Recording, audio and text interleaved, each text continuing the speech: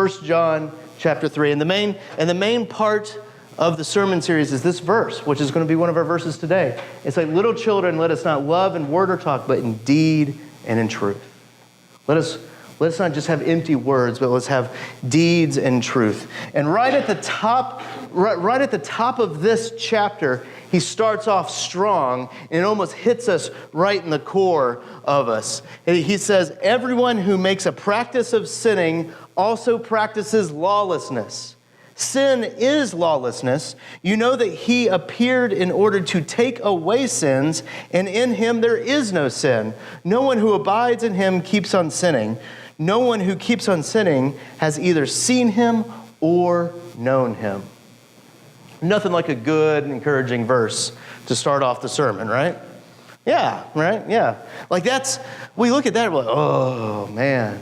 And I think two things happen with this verse. I mean, A, we sit in and we're in church here, and we kind of sit very introspectively, and we look into ourselves and we're like, oh yeah, like, I don't abide in him and keep on sinning, like all that stuff.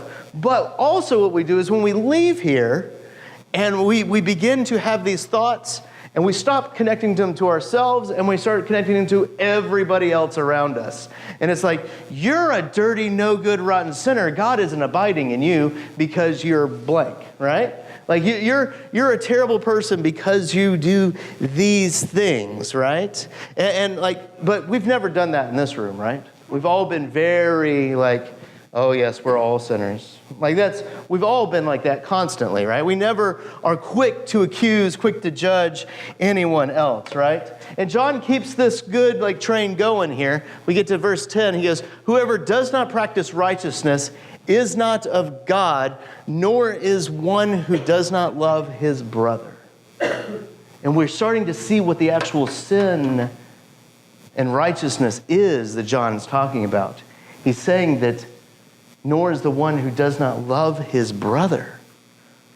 He's talking about loving them, that not loving someone, not being loving in those attitudes and what we do to people, that is actually driving us away from God abiding in us too. And then that hits us even more. We're like, oh no, there I am. And that kind of brings us to our idea for the day. That if we want to be the number one, we're going to end up being the only one. If we want to be the number one, we got to be the only one. So, to get into this, it's Valentine's Day this week, right? And so Valentine's Day with sermons in America and all that stuff, we got to talk about relationships for a second, right? So, relationship stuff. Let's check off this box. I'm kidding. It's all part of this. Ephesians chapter 4 has a good Valentine's message that also pertains to this. And do you remember what it is? It starts off like this. Wives, submit to your husbands, right? As to the Lord. My favorite wedding service that I do begins like that.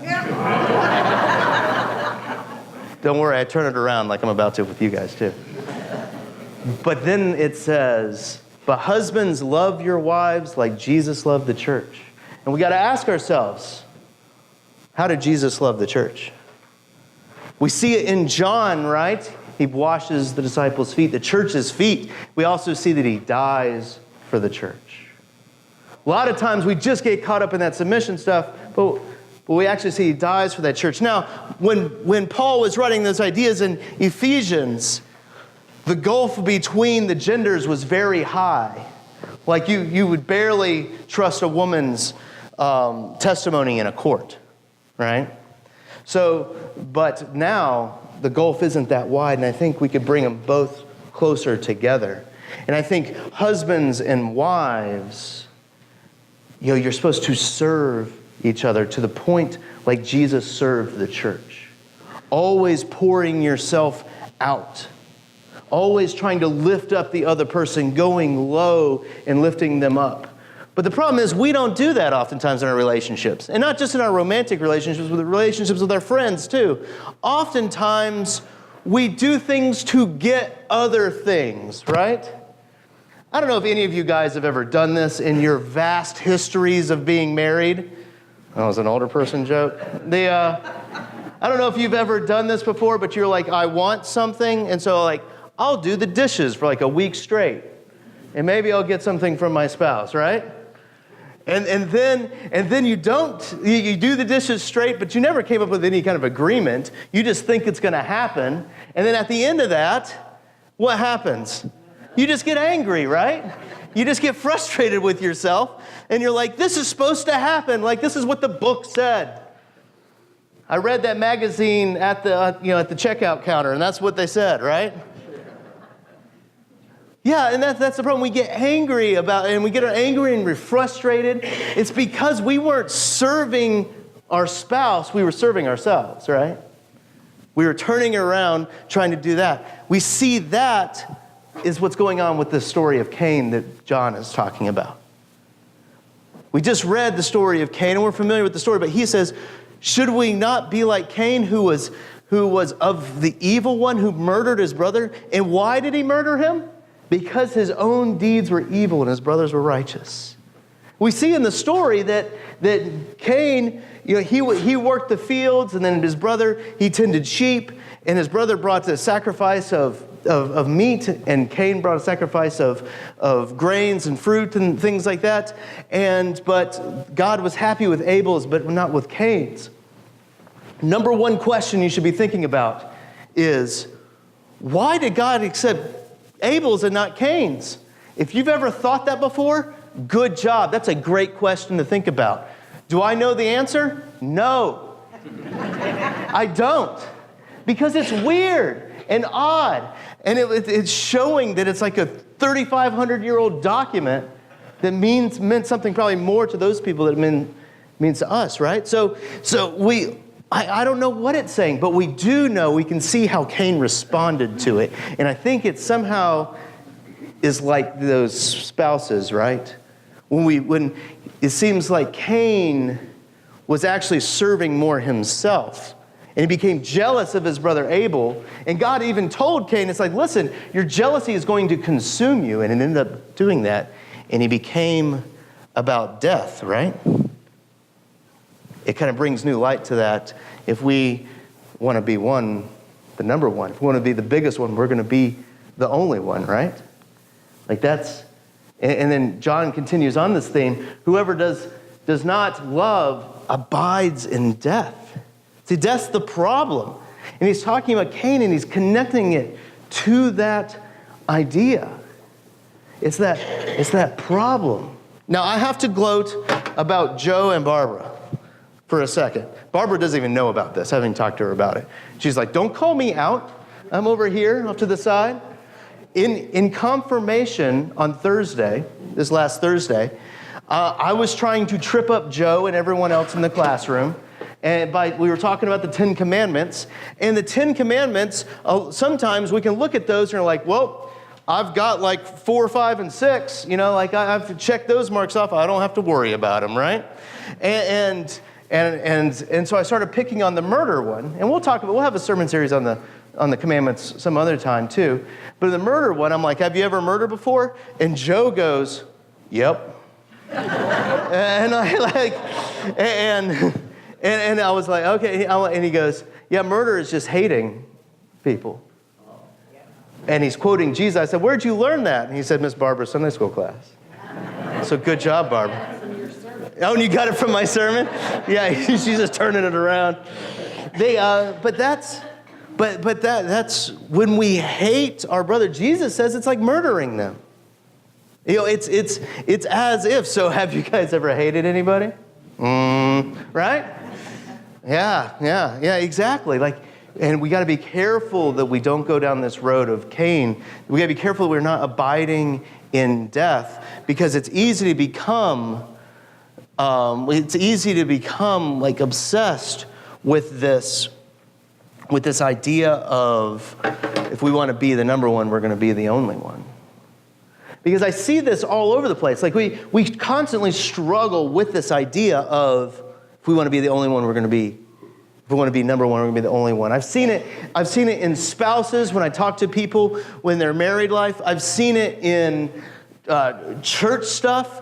Back in the previous church that I was in, we were big involved in the city's Easter egg hunt that we were involved. We had 5,000 people come to this Easter egg hunt that we put on with the city. The city, the Parks and Rec department was changing some things, and one of the big churches that was involved with it took their name. Well, they had to take their name off of the billing. It wasn't going to be sponsored by that church anymore. And I remember I was sitting in the meeting, and I'm sitting at a table with all these Parks and Rec and bank people, because the bank sponsored it too. And I was the only Christian in the room. Okay? First off, this should be all life goals for all of you to be so privileged to be in a table where you're the only Christian at it. All right? First off, life goals. If that sounds odd, then let's listen to what Jesus says more. So I was sitting at the Nothing But Christians, and I was at the meeting when they found out that church wasn't going to be a partner with it anymore because their name was coming off. And do you know what they said? Well, if their name's not on it, I guess they don't want to be a part of it. Man, what does that say? What does that say?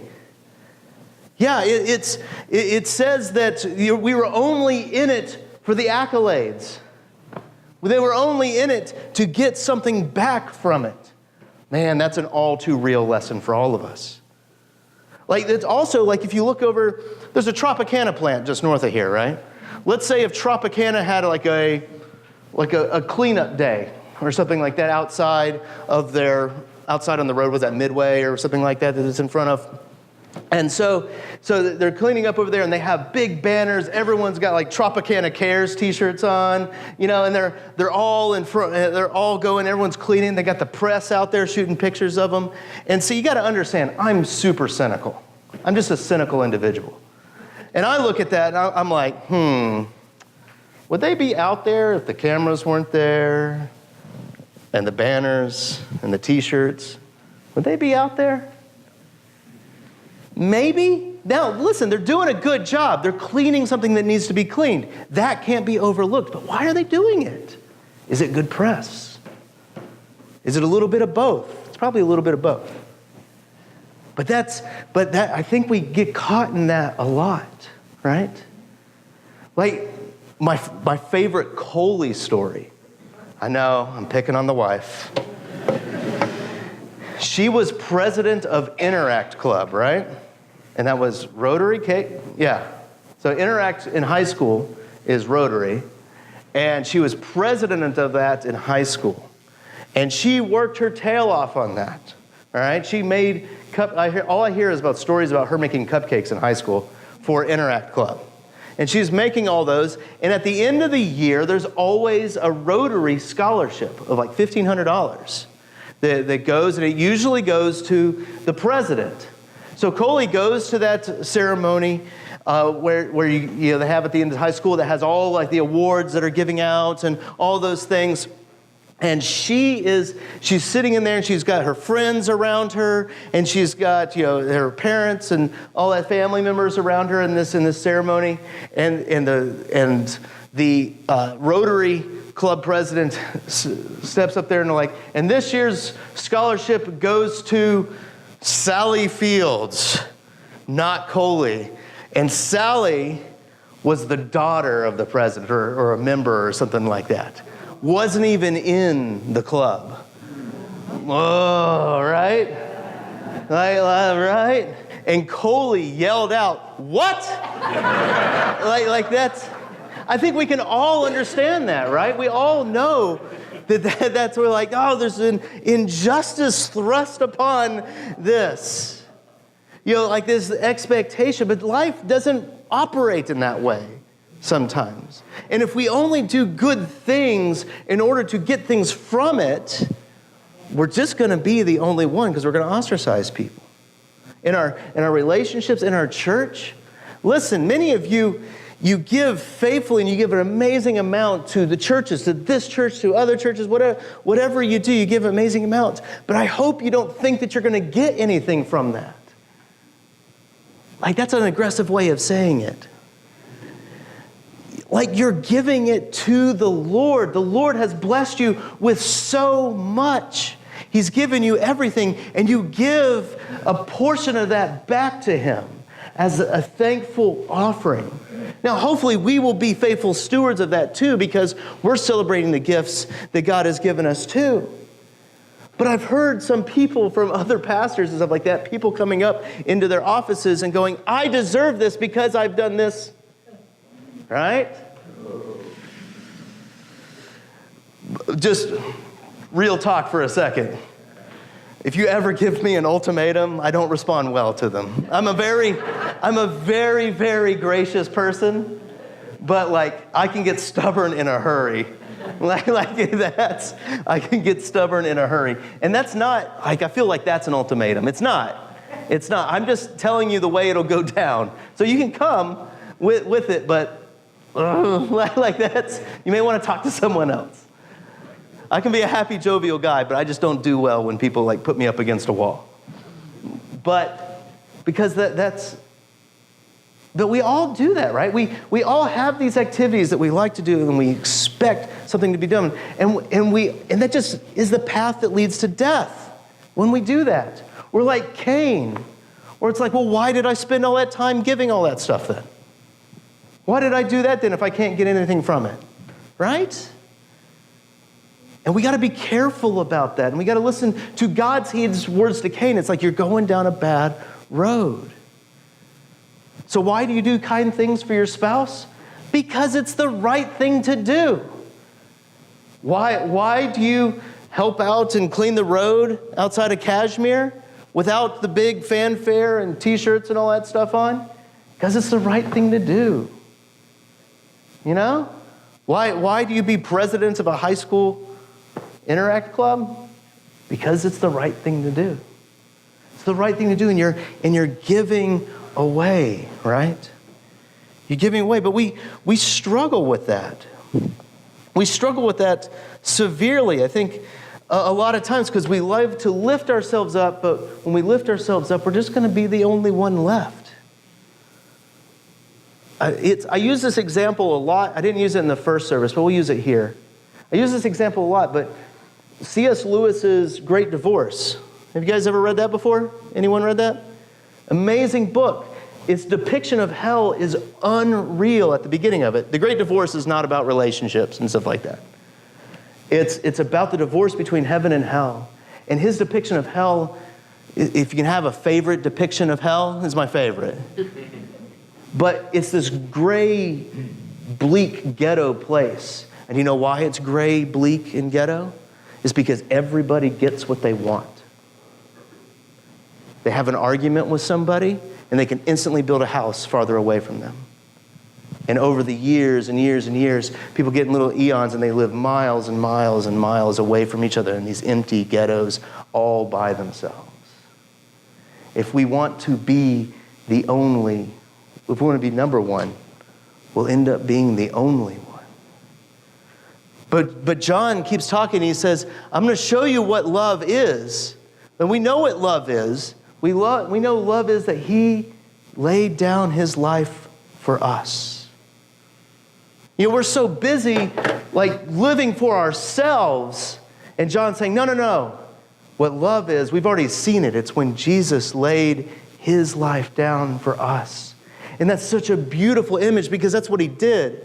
And actually, one of Jesus' images of this is right before he goes into Jerusalem. He's looking into Jerusalem, and he has this wonderful, motherly, motherly, caring image of God that he says. He goes, "O Jerusalem, how I long to gather you up like a hen gathers her chicks." All these chicks running around in their independent lives, right? Like much like we do sometimes, right? How I long to gather you up like a hen gathers her chicks, all in there together in a protecting manner.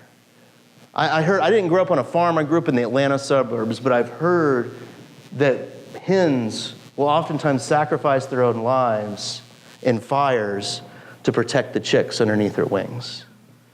I don't know if that's true or not, but it's a cool story.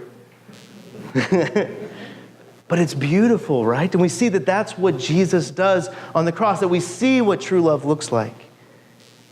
is that he laid his life down for us. And John keeps on encouraging us to go down this path. Because he says, we know what love looks like. He laid down his life for us, and we ought to lay our lives down for our brothers.